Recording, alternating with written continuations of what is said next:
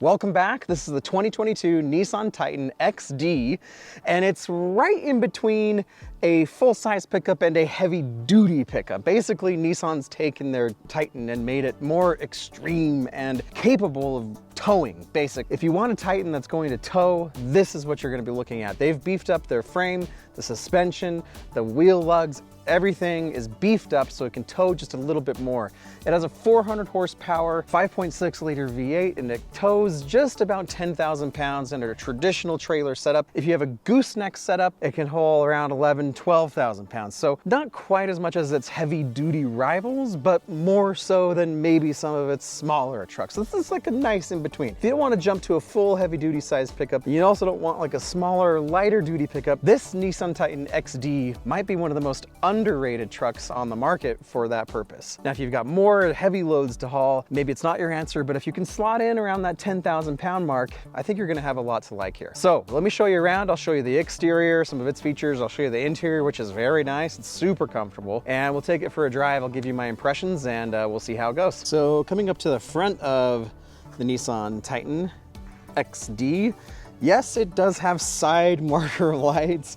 It also has the marker lights in the grille and on the other side. I don't believe it's quite wide enough that it'll require these like the Ford Raptor or the Ram TRX, but they're here regardless. You also have Nissan's kind of fresh updated headlight display, which is seen across things like the Armada and fits in well with their Pathfinder. You also have Titan, woo, written across the front, lots of chrome. You've got your V8 endurance badge here. There you go, there's your 6 lug wheels, upgraded suspension bits, heavy duty for towing and for hauling.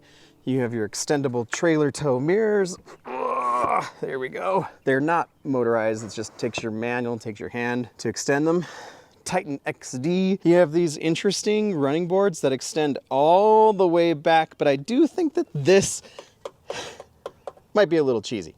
But you do have these that go all the way back so that you can get up here and look into your cargo boxes. Now, I wish if they were going to put cargo boxes that you could access them like with the Ram on the outside of the bed.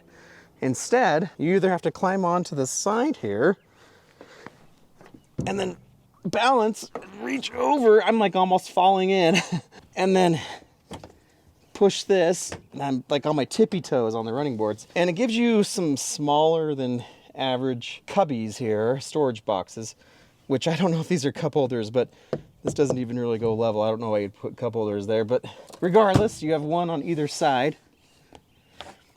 And if you don't want to access it that way, you push down on this step, but you can't reach it.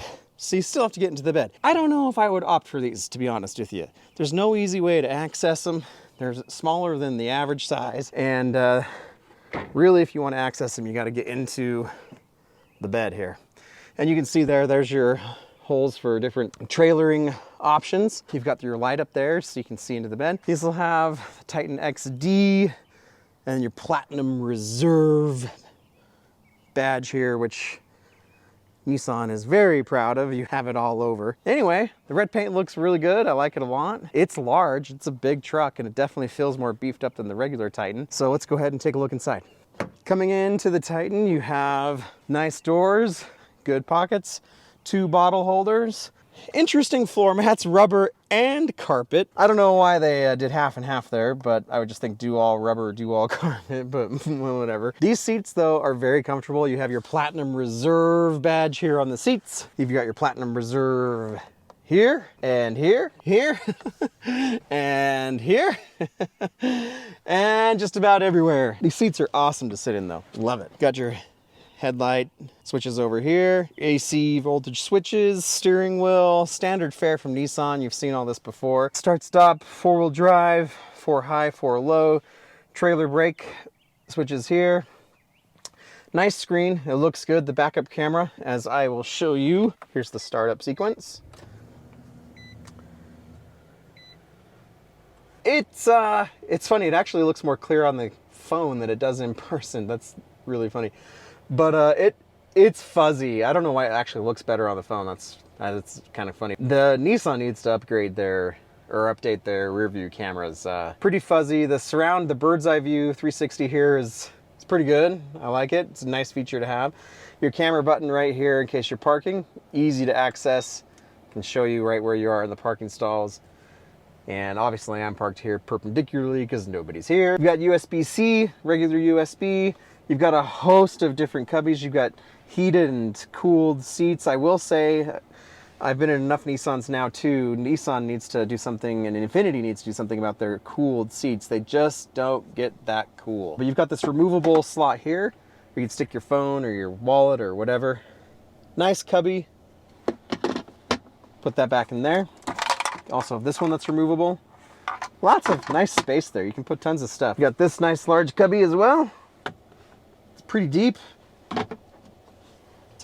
Again, nice leather seats. This is comfortable. I wouldn't mind road tripping in this. You also have, this is awesome. This is a huge sunroof. This panoramic. This is truly panoramic.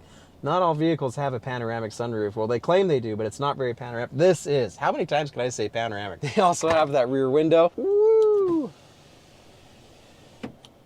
And closed. Let's check out the back seat. Coming into the back seat, similarly nicely sized door pockets, bottle holders, fender stereo. You've got heated seats in the rear. You've got your vents, dual USB. I didn't notice a USB-C, but you've got your adapter here, normal volt plug there, and me sitting behind myself. We got lots of legroom. I'm 5'9", and I might have the seat more forward than some drivers, but there's a lot back here. Maybe not quite as much room as like the F-150 or the Ram, but there's lots. You can see my daughter's car seat. Fits really well. No problems. Had lots of good room. And you've got your fold down armrest, cup holders, and just a small hump. Not large, nothing crazy, but you do have a small hump here in the back. And then here's that nice, awesome view out of that panoramic sunroof and that view of the front center stack. It's a comfortable truck, guys. I would love to road trip in this thing. Now, one thing that I wasn't able to test was its towing. I just don't have anything to really tow. But the TFL guys did a great job of this exact truck towing a trailer with a truck on it. And they had pretty positive things to say. So if you're curious about the towing capabilities, I'd recommend that video. But you are able to manually shift here, which is pretty cool and very nice. It can save your bacon if you're towing, especially going downhill. Very positive things to say about that manual shifting feature, especially having it so easily accessible. All right, so while we're in here, just a look at the window sticker. This one prices out at $68,000 or $68,735. This has the moonroof package, which I think is pretty cool and I think probably worth it. This has the Platinum Utility package, which has the Titan box in the tailgate, electronic locking tailgate, rear utility bed step, and I would say besides the bed step, I would just do away with that package. I don't know about those boxes if they're worth $1,300 basically. You also have an off-road protection package with interior door scuff protection, off-road adventure kit, adventure medic kit, marker lights. Yeah, again, I don't know if that's really worth it, but here's just a list of some of your features. You've got shift on the fly 4-wheel drive, active brake limited slip, 2-speed transfer case, 9-speed automatic transmission, Nissan's full suite of 360 safety stuff, automatic and pedestrian braking, lane departure warning, blind spot, all of that. Apple CarPlay, Android Auto, which works really well in here. 8-way power driver seat with power adjustable lumbar support, 4-way power passenger seat, leather appointed heated steering wheel, remote engine start, Fender premium audio with 12 speakers. You also have with Nissan, they do a great job here. They offer 5 years, 100,000 mile bumper to bumper warranty, which is one of the better ones in the industry. Well, that gives you an idea. This is rated over, I think this thing weighs like 6,800 pounds. I can't remember exactly, but that does exempt it from EPA estimates. And I will say it's not great, especially in this time of $5 a gallon of gas or more. This gets, probably in the low, the low teens from what I've observed, around 11 or 12 actually, so combined.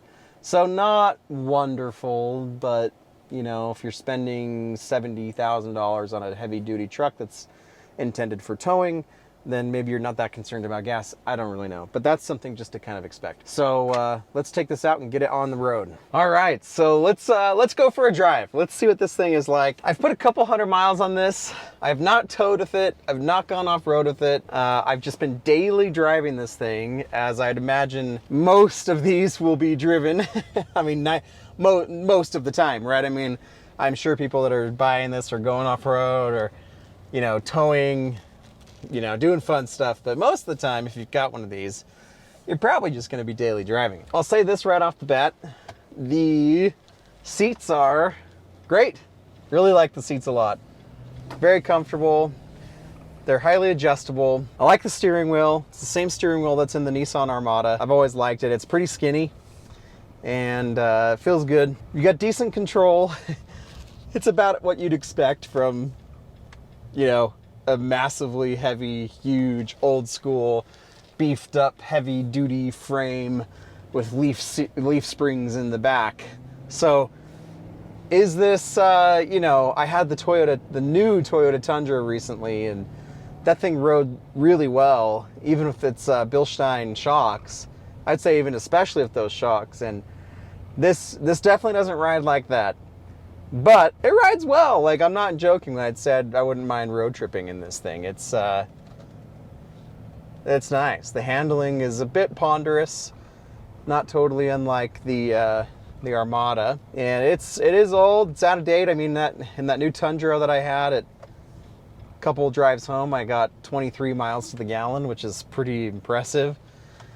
This definitely is not getting that, and but it does. Yeah, it does have a nice sound, as V8s do, and it's got nice torque. I mean, really at any time, the 9-speed transmission is, I feel, pretty well tuned to this V8, and I never felt like I had to really bury my foot in the throttle to get the power I wanted. Yeah, I'm going up a really steep hill here, and it goes, you know. I mean, you might wish you had maybe a little bit more power, but it does go. I've mentioned this before, but I have the ventilated seat feature on right now, and this was the same thing that I encountered in the Infiniti QX60, but I just can't even feel it. The one time I was able to feel the ventilated seats or notice them was when the truck was like already cold, and we had like a particularly cold night, and when I went out, I immediately put the ventilated seats on, and then I could feel them. But